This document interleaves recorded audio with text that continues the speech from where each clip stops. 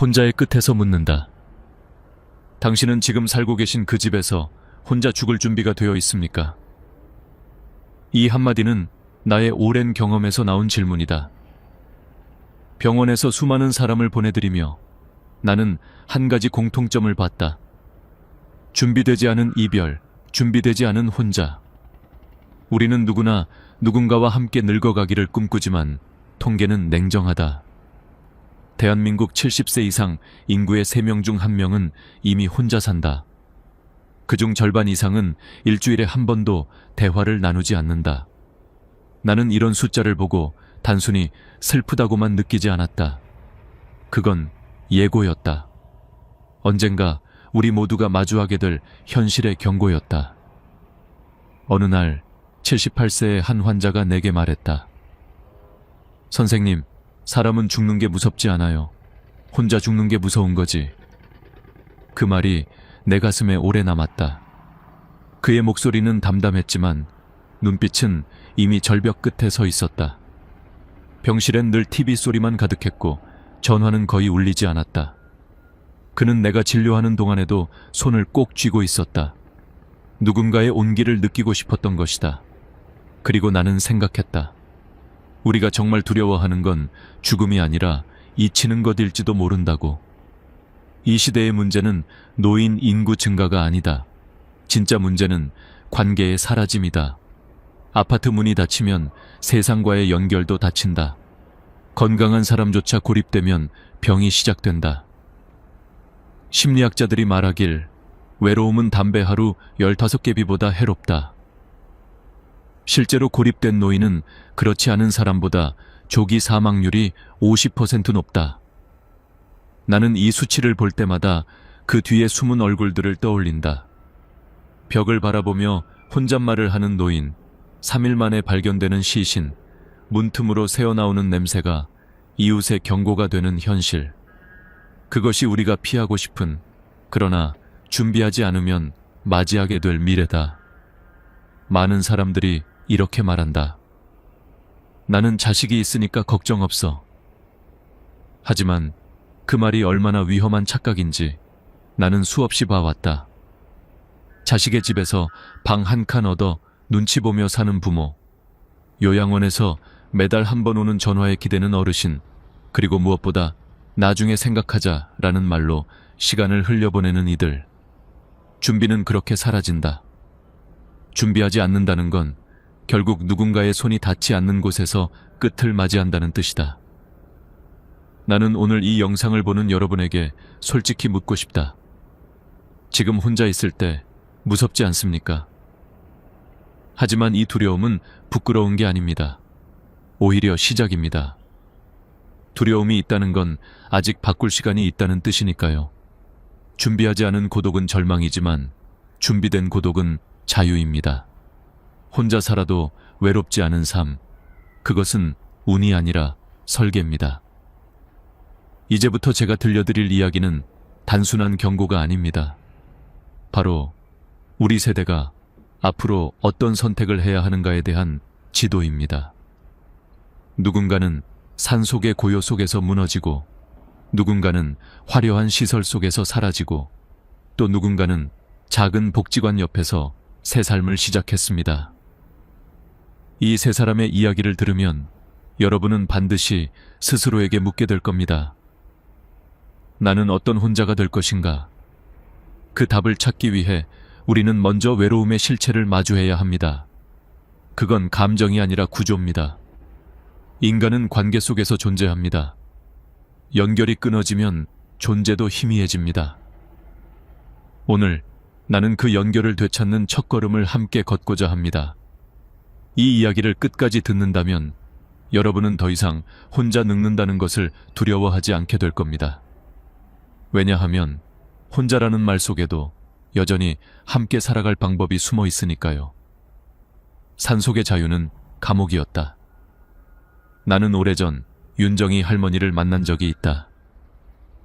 남편을 먼저 보내고 자식들이 모시겠다고 했지만 할머니는 고개를 저었다.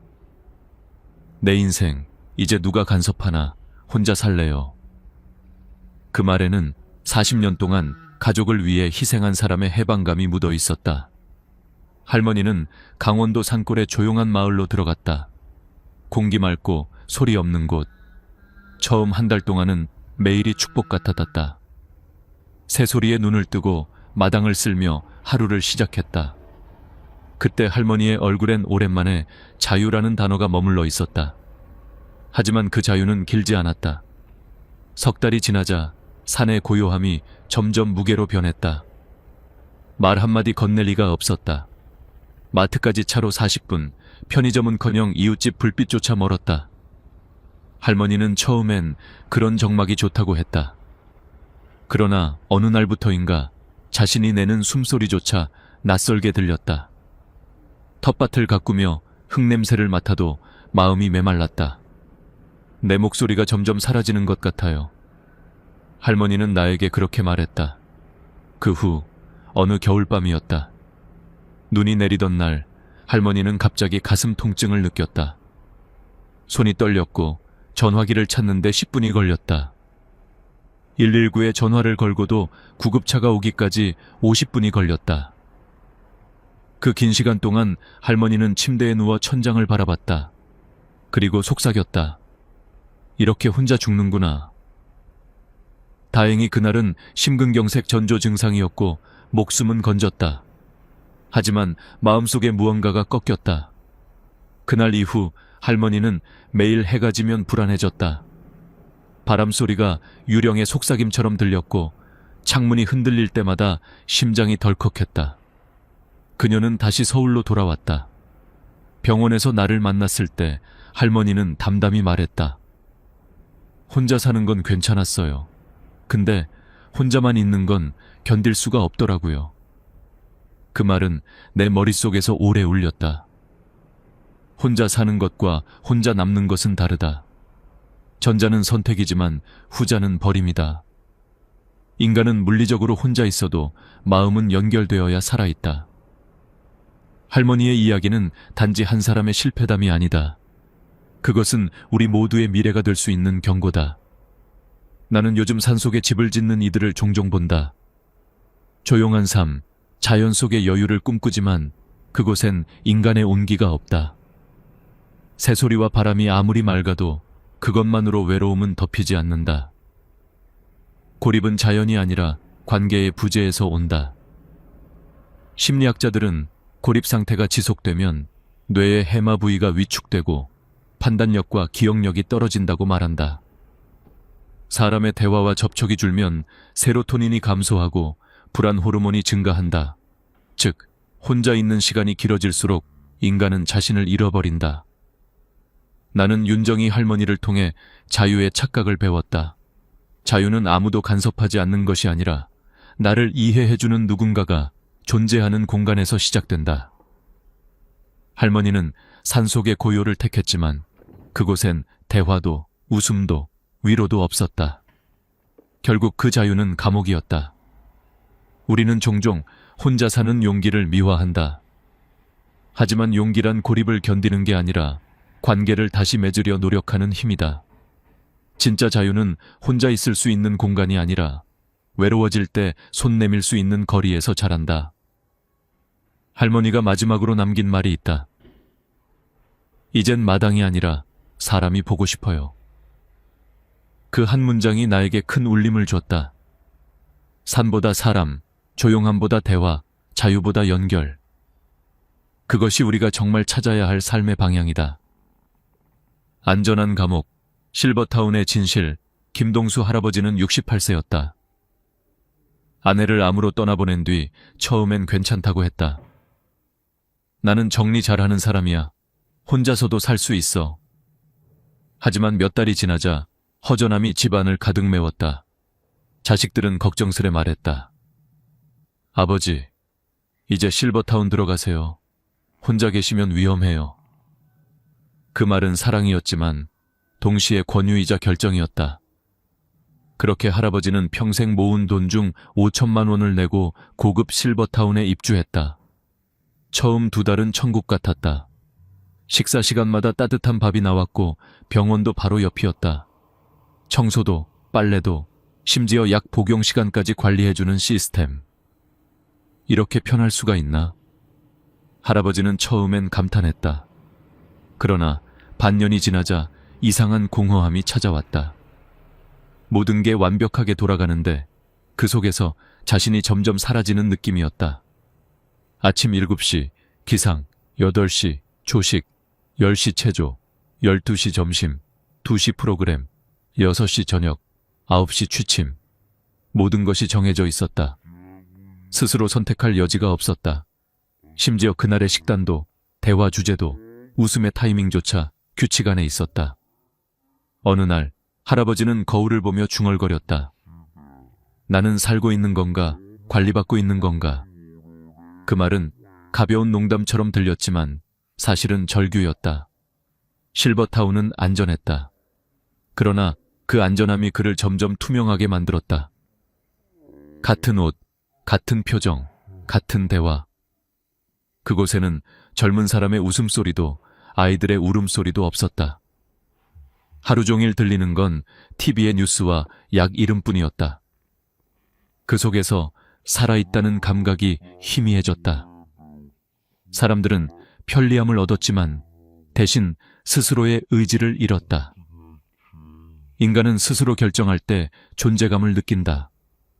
그러나 실버타운의 구조는 그런 자유를 차단했다. 의사로서 나는 그와 같은 노인들을 많이 만났다. 그들의 공통점은 불안이 아니라 무감각이었다. 외로움보다 더 위험한 건 감정을 느끼지 못하는 상태다. 사람은 위험을 감지해야 피한다. 하지만 감각이 사라지면 그저 조용히 멈춘다. 그게 바로 안전한 죽음이다. 김동수 할아버지는 어느 날 결심했다. 나는 죽기 위해 여기 온 게 아니야. 그리고 계약금을 포기하고 그곳을 나왔다. 그날 그는 내게 말했다. 선생님, 실버타운은 편했어요. 근데 살아있다는 느낌이 없었어요. 그의 눈빛은 오히려 환하게 빛났다. 그는 다시 동네 슈퍼에서 물건을 사고 버스 정류장에서 낯선 이와 인사를 나누며 시장에서 물건값을 흥정했다. 그렇게 불편함이 돌아오자 삶도 돌아왔다. 이 이야기를 듣고 나는 깊이 생각했다. 우리는 편리함을 행복으로 착각한다. 하지만 노년의 행복은 시스템 속이 아니라 관계 속에서 피어난다. 인간의 뇌는 새로운 자극을 받을 때 살아난다. 의학적으로도 매일 같은 루틴은 뇌의 전두엽 활동을 둔화시킨다. 반대로 새로운 사람, 새로운 환경은 신경세포의 연결을 강화한다. 그래서 안전한 환경보다 살아있는 관계가 건강을 지킨다. 나는 이런 말을 자주 한다. 당신이 오늘 한 번이라도 누군가에게 인사했다면 당신의 뇌는 여전히 젊습니다. 김동수 할아버지는 그 사실을 몸으로 증명했다. 그는 완벽한 시설을 버리고 불완전한 삶을 택했다. 그리고 그 선택이 그를 다시 사람답게 만들었다. 우리는 종종 돌봄을 받는 걸 행복이라 생각하지만 진짜 행복은 관계 안에서 돌봄을 나누는 것이다. 누군가에게 의지하는 것이 아니라 서로를 기억하는 것이다. 실버타운은 안전했지만 기억이 사라진 곳이었다. 거기엔 매일 누군가 떠났고 그 빈자리를 아무도 말하지 않았다. 그 침묵이 진짜 고독이었다. 김동수 할아버지는 지금 작은 월세방에서 혼자 산다. 하지만 그는 매일 마트 직원에게 인사하고 공원 벤치에서 이웃과 차를 나눈다. 이게 내 세상이지. 그는 웃으며 말했다. 나는 그를 보며 깨달았다. 혼자 살아도 세상과 연결되어 있다면 인간은 결코 혼자가 아니다. 복지관 근처의 기적 박순옥 할머니는 71세였다. 남편과 사별한 후 아무도 모르게 오랫동안 혼자 살 준비를 해왔다. 누구에게 기대면 언젠가는 실망하게 되니까요. 그녀는 그렇게 담담히 말했다. 하지만 그녀의 혼자됨은 윤정희 할머니나 김동수 할아버지와 달랐다. 그녀는 혼자였지만 결코 고립되지 않았다. 그녀가 선택한 곳은 서울 외곽 복지관에서 걸어서 5분 거리의 15평짜리 아파트였다. 크지도 작지도 않은 공간. 집 앞에는 작은 공원과 편의점, 그리고 복지관의 붉은 벽돌 건물이 보였다. 매일 아침 7시 그녀는 요가복을 입고 복지관으로 향했다. 8시부터 요가 수업, 10시에는 건강 강의, 11시에는 친구들과 점심 식사. 도시락 1개 가격으로 따뜻한 밥을 먹으며 웃음이 오갔다. 오후에는 공원을 산책하고 저녁에는 아파트 문화센터에서 서예를 배웠다. 일주일에 2~3번은 같은 아파트에 혼자 사는 친구들과 번갈아 집에서 차를 마셨다. 혼자 살지만 외롭진 않아요. 그녀는 그렇게 말했다. 매일 인사할 사람이 있고 기다려주는 곳이 있으니까요. 그 말 속엔 삶의 질서가 있었다. 인간에게 필요한 건 공간이 아니라 관계의 리듬이었다. 나는 복지관을 노년의 생명줄이라고 부른다. 그곳엔 프로그램만 있는 게 아니다. 역할이 있다. 누군가는 봉사자로, 누군가는 학습자로, 또 누군가는 친구로 존재한다. 심리학 연구에 따르면 이런 역할감은 노년 우울증을 60% 이상 감소시킨다. 뇌과학자들은 말한다. 매일 다른 사람과 대화하는 행위가 해마와 전두엽을 활성화시킨다. 박순옥 할머니의 일상은 그 증거였다. 그녀는 내게 이렇게 말했다. 몸이 좀 아파도 복지관에 가면 다 낫는 것 같아요. 그건 단순한 기분이 아니라 과학이었다. 사회적 교류는 세로토닌 분비를 높이고 코르티솔을 줄인다. 실제로 연구 결과에 따르면 하루에 30분만 다른 사람과 대화해도 혈압이 낮아지고 면역 기능이 향상된다. 혼자 있는 시간이 길수록 염증 수치가 오르고 기억력 저하가 빠르게 진행된다.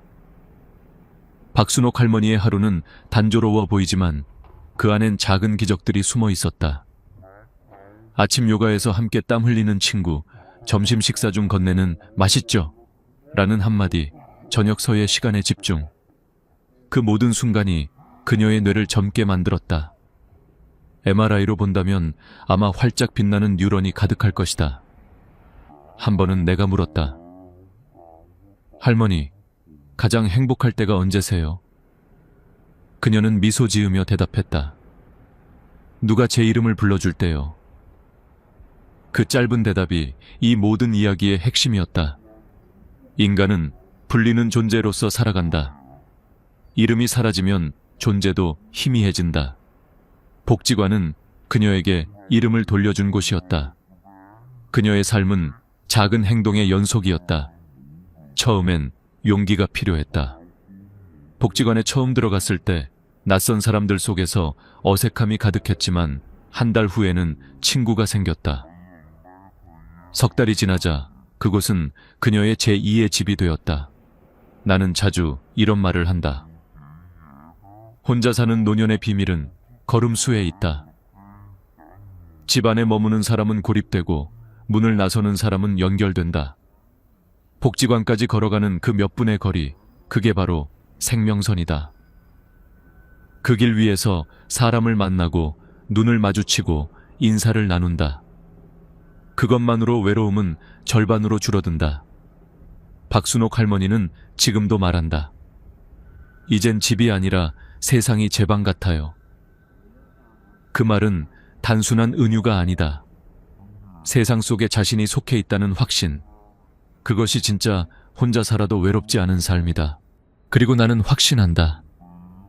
복지관 옆의 작은 아파트, 그 15평의 공간에서 피어나는 웃음이야말로 우리 사회가 배워야 할 노후의 기적이다. 철학과 과학이 말하는 연결 나는 의사로, 그리고 인간으로서 한 가지 진실을 배웠다. 인간은 관계 속에서만 존재할 수 있다. 프랑스 철학자 사르트르는 타인은 지옥이다 라고 말했다. 젊었을 때는 이 말이 옳았다. 타인의 시선, 타인의 간섭, 타인의 기대가 우리를 괴롭히니까. 하지만 노년이 되면 그 말은 완전히 뒤집힌다. 타인의 부재야말로 진짜 지옥이다. 아무도 나를 부르지 않고, 아무도 내 이야기를 들어주지 않고, 아무도 나를 기억하지 않을 때 인간은 비로소 사라진다. 독일 철학자 하이데거는 인간을 세계 내 존재라고 정의했다. 우리는 세상과 떨어져 있는 존재가 아니라 세계 안에서 관계를 맺으며 살아가는 존재다. 혼자서 밥을 먹고 혼자서 잠을 자고 혼자서 살아간다 해도 세상과 연결되어 있다면 여전히 존재하는 인간이다. 하지만 반대로 수많은 사람들 속에 있어도 연결이 끊어지면 우리는 존재하지 않는 것과 같다. 이 철학적 통찰은 단지 추상적인 말이 아니다. 과학도 같은 말을 한다. 미국의 버리건 대학 연구팀이 30만 명을 70년간 추적한 결과가 있다. 사회적으로 고립된 사람은 그렇지 않은 사람보다 조기 사망 위험이 50% 높았다. 이 수치는 하루에 담배 15개비를 피우는 것과 같은 수준이다. 외로움은 단순한 감정이 아니라 신체를 파괴하는 질병이다. 비만보다, 운동 부족보다, 심지어 고혈압보다 더 치명적이다.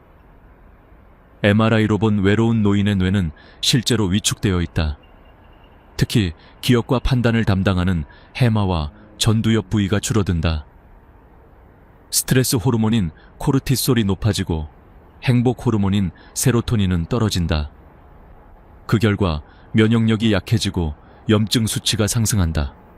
반대로 매일 누군가와 대화하고 함께 식사하는 노인의 뇌는 나이가 들어도 활발하게 작동한다. 새로운 대화와 관계는 신경세포를 자극해 뇌의 성장 호르몬을 분비시킨다.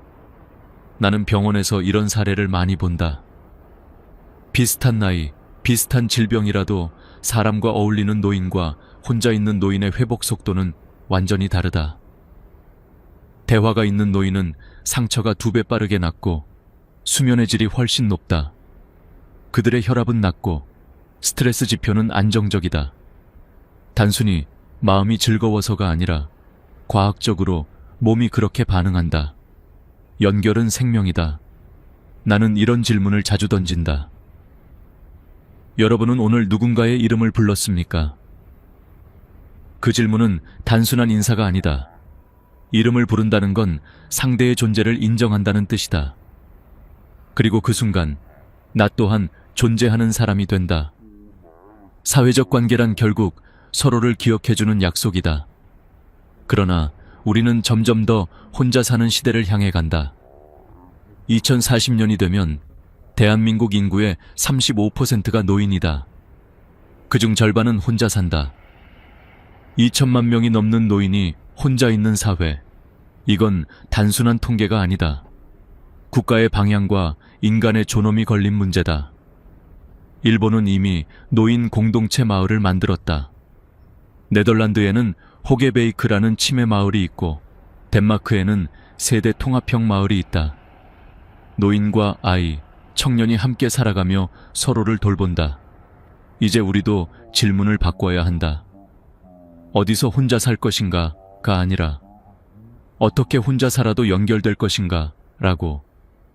집의 크기를 고민할 게 아니라 관계의 온도를 고민해야 한다.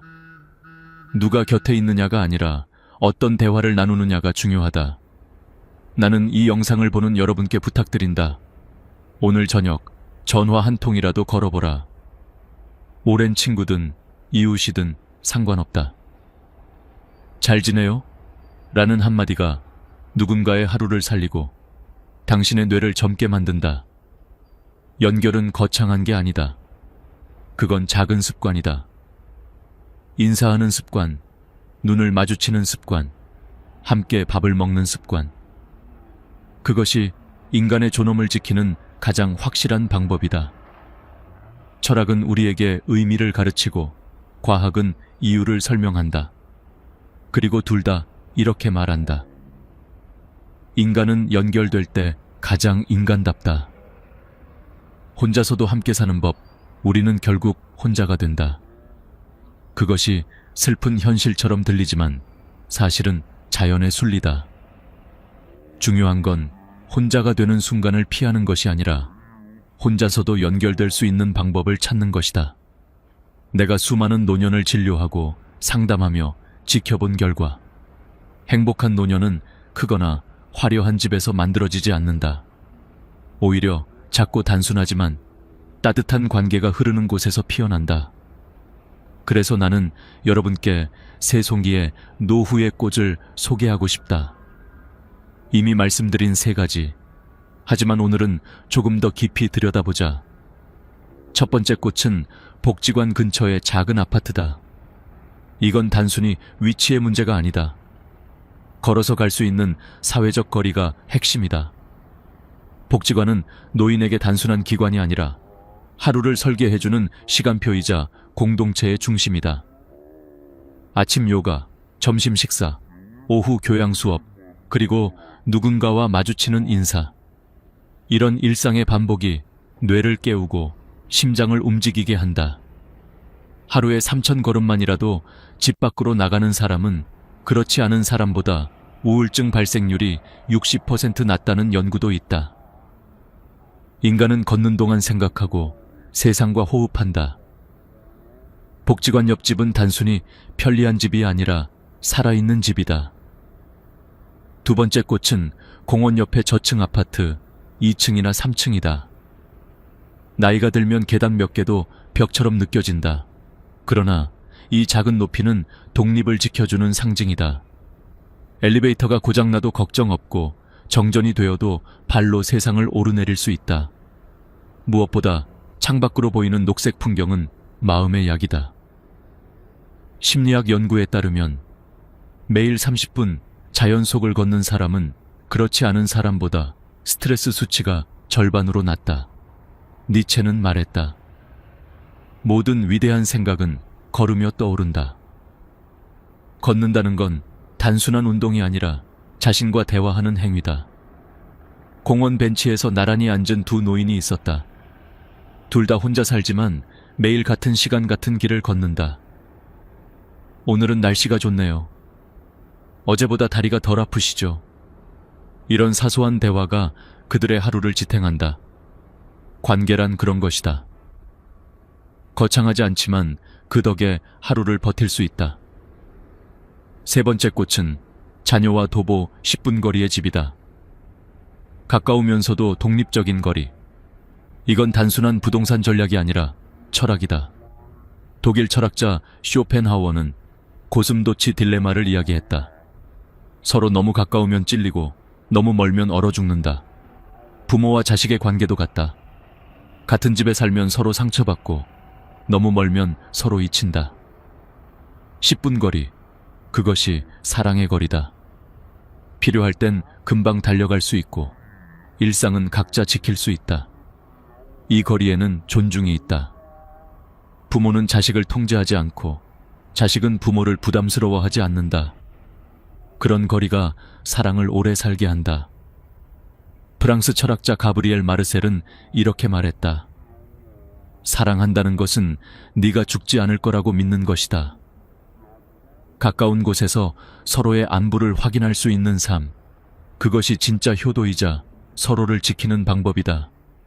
이제 여러분께 묻겠다. 이 세 가지 중 어떤 삶을 선택하시겠습니까? 복지관 근처의 집, 공원 옆의 집, 아니면 자녀와 10분 거리의 집. 어느 것이든 정답은 없다. 중요한 건 생각이 아니라 실행이다. 지금 바로 인터넷을 켜서 당신이 사는 지역의 복지관을 검색해보라. 근처 아파트의 시세를 살펴보고 직접 걸어보라. 공원의 길을 걸으며 벤치에 술을 세워보라. 자녀와 커피 한잔하며 미래를 솔직히 이야기해보라. 준비는 거창하지 않다. 그것은 발걸음 하나, 전화 한 통, 대화 한 번에서 시작된다. 혼자 사는 노년이 두렵지 않다. 준비되지 않은 노년이 두려운 것이다. 준비된 혼자살이는 자유다. 고립이 아니라 선택이고 외로움이 아니라 평화다. 삶의 마지막 10년을 기다림이 아닌 살아있음으로 채우기 위해서는 지금 행동해야 한다. 이 영상을 보고 있다면 지금이 바로 그 첫걸음이다. 당신이 혼자서도 웃을 수 있는 세상. 당신의 이름이 잊히지 않는 삶. 그것이 우리가 함께 만들어야 할 미래다. 오늘 영상이 마음에 닿았다면 댓글에 적어주세요. 나는 준비하겠습니다. 그리고 구독과 좋아요를 눌러주시면 이 이야기는 계속될 것입니다. 나는 약속드립니다. 당신이 혼자 살아도 외롭지 않은 그날까지 나는 함께 걷겠습니다. 당신의 노후가 존엄하고 평온하길 진심으로 바랍니다.